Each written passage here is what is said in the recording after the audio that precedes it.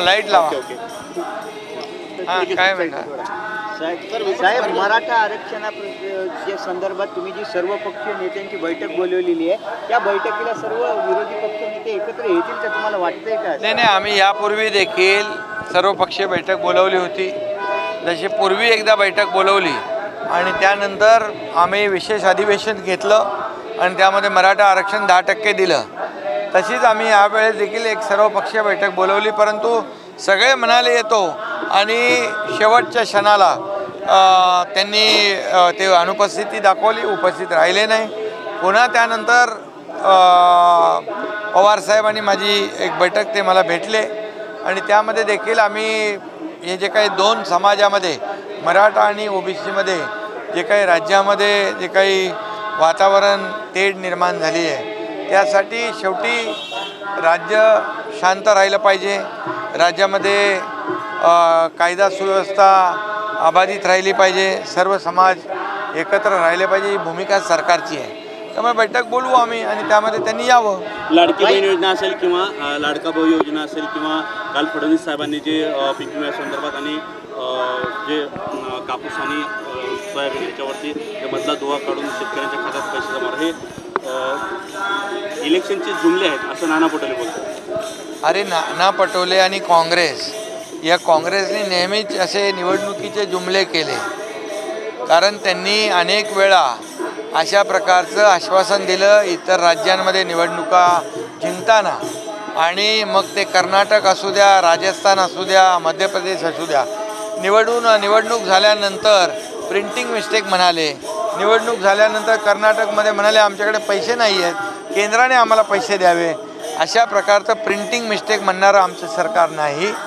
यामध्ये पूर्णपणे या 17 तारखेला आमच्या मुख्यमंत्री लाडकी बहीण योजनेच्या खात्यामध्ये 2 इन्स्टॉलमेंट जाणार आणि ही योजना जी आहे, ही योजना परिपूर्ण योजना आम्ही बनवली. याचं पूर्ण पैशाचं प्रोव्हिजन केलेलं आहे.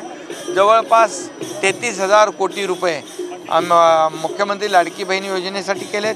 इतर सर्व योजना ज्या आहेत, लाडका भाऊ म्हणजे मुख्यमंत्री युवा प्रशिक्षण योजना असेल, मुख्यमंत्री अन्नपूर्णा योजना जे गॅस सिलेंडर देण्याची असेल, शेतकऱ्यांचं वीज बिल माफ योजना असेल, यासाठी पूर्णपणे तरतूद आर्थिक वर्षापर्यंत मार्चपर्यंत आम्ही केलेली आहे.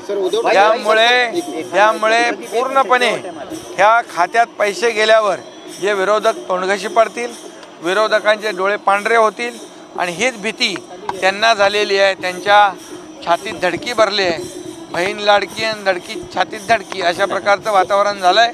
म्हणून त्यांच्या पायाखालची वाळू सरकले म्हणून कोर्टात गेले. या लाडक्या बहिणींना पैसे मिळू नये म्हणून ही योजना रद्द व्हावी म्हणून कोर्टात देखील गेले लोक, पण कोर्टाने देखील त्यांना फेटाळले त्यांची याचिका. पूर्णपणे मुख्यमंत्री लाडकी बहीण योजना ही निवडणुकीसाठी आम्ही केलेली नाही, याची तयारी जवळपास 8-10 महिन्यापासून आम्ही करतोय. सर, उद्धव ठाकरे दिल्ली दौरे पर थे, उन्होंने एक क्रिमिनल बिजनेसमैन से उसकी बातचीत हो गई दिल्ली में. सरकार इधर चर्चा है कि आप क्या सुनेंगे? नहीं, अभी जिसके साथ बैठक हुई है वो दिल्ली में हुई है, ऐसा पता चला है. उसको आगे देखेंगे क्या करना है उसको. 288 जागा लढवणार मनोज जरांगे, जो कि गुनाहगार से मिलना गुनाह है. 288 जागा लढवणार मनोज जरांगेने पुन्हा एकदा इशारा दिलेला आहे. मला अजून माहिती नाही, मी माहिती घेतो. नाना पटोलेला काल विचारलं की मराठा आरक्षण तुमची भूमिका सांगा म्हणून, तुम्ही जे विरोधी पक्षामध्ये आहात त्यांनी ते टाळलं किंवा त्यांनी सांगितलं नाही. ते दुटप्पी भूमिका घेतात नेहमी. कारण आम्ही जेव्हा 10% आरक्षण देणार म्हणालो तेव्हा आम्ही आरक्षण दिलं विशेष अधिवेशन घेऊन. सरकारची भूमिका स्पष्ट आहे की मराठा समाजाला आरक्षण देण्याची भूमिका जाहीर केली, आम्ही ती दिली. ओबीसी आणि इतर समाजावर अन्याय होऊ नये याची आम्ही काळजी घेतली. जे कुणबी प्रमाणपत्र मिळत नव्हते, मनोज जरांगे पाटील यांच्या मागणीनुसार जस्टिस शिंदे कमिटी आम्ही गठीत केली आणि हे काम सुरू केलेलं आहे. त्यामुळे त्याची भूमिका सांगत नाही. विरोधी पक्ष म्हणून तर मिटिंगमध्ये पण नाही आला सर्वपक्षीय, आणि त्यांनी भूमिका दुटप्पी न घेता त्यांनी भूमिका जशी आम्ही सरकारने जी भूमिका घेतली आहे तशी विरोधी पक्षाने देखील भूमिका घेतली पाहिजे.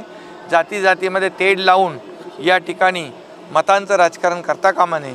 कारण मराठा समाजाला जेव्हा देण्याची संधी होती त्यावेळेस त्यांनी दिलं नाही आणि मराठा समाजाचा फक्त वापर करून घेतला.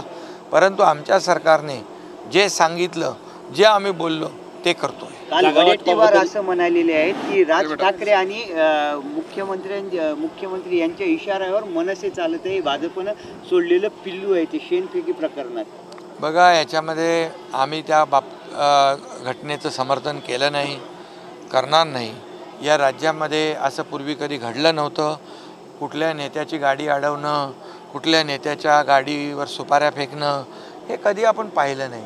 हे सुरुवात कुणी केली याचं देखील आत्मपरीक्षण केलं पाहिजे. आणि हे आपली संस्कृती महाराष्ट्राची नाही. अशा प्रकारचं कधीही या महाराष्ट्रात घडलं नाही. आणि मग जे सुरुवात झाली त्याला ॲक्शनला रिॲक्शन देण्याचं जी घटना घडली त्याचंही आम्ही समर्थन करणार नाही. या राज्यामध्ये कायदा सुव्यवस्था अबाधित राखण्याचं काम सरकारचं आहे, सरकार करेल. परंतु प्रत्येक पक्षाच्या नेत्याने, प्रत्येक पक्षाच्या कार्यकर्त्यांनी याचा सर्व आभ राखला पाहिजे आणि आपल्या